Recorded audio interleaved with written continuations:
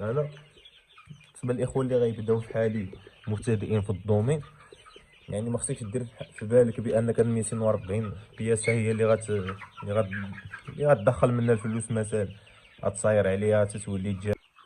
سينو الاخوان نقول كما قلت لكم بان هاد تربيه الدجاج الاخوان بالنسبه لو بغيتي ديرها مشروع، تسمعوش داكشي اللي كيدور في السوشيال ميديا.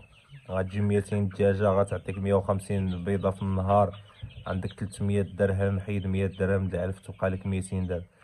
يا اخوانا الهضره هادي كاع ما يسمعها حتى شي واحد. 200 دجاجه راه ما كافياش انك دير بروجي في تربيه الدواجن. 240 دجاجه جبتيها ولا 240 فلوس، هذيك ها واحد الركيزه بحال نقولوا درتي واحد الركيزه ولا واحد اللساس باش تبدا البروجي ديالك. الا جيتي تقارن داكشي اللي خسرت دابا انا على هاد الفلوس هذا داكشي اللي غيدخل ليه، راه حتى علاقه.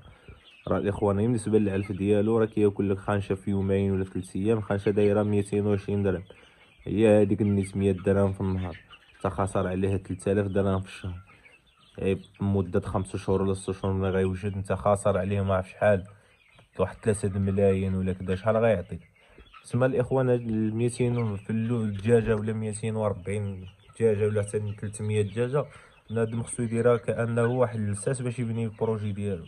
مثلا انا عندي 240 غنخرج منها قطيع اخر، نشري فقاصة نفق ندخل البيض ديالها يتفقس.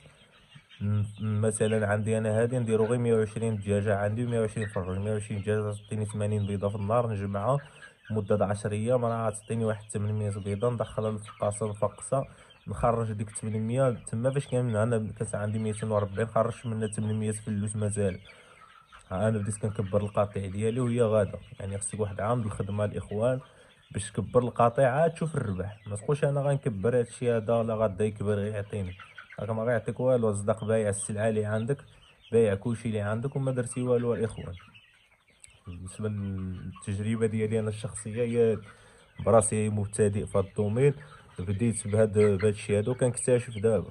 الاخوان بالنسبه للدواء ديالهم غالي، العلف ديالهم غالي، الا جيتي تشوف شحال كتصرف راه غتحماق.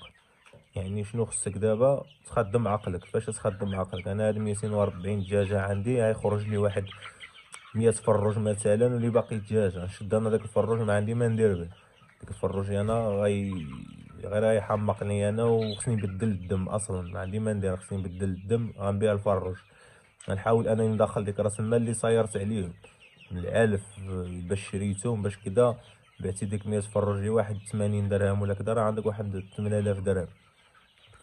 فديك هاديك تشدو غتحيد فلوس باش جبتيهم، شويه د العلف شويه د كدا، تشري شي فقاصه، داكشي اللي بقى لك الاخوان.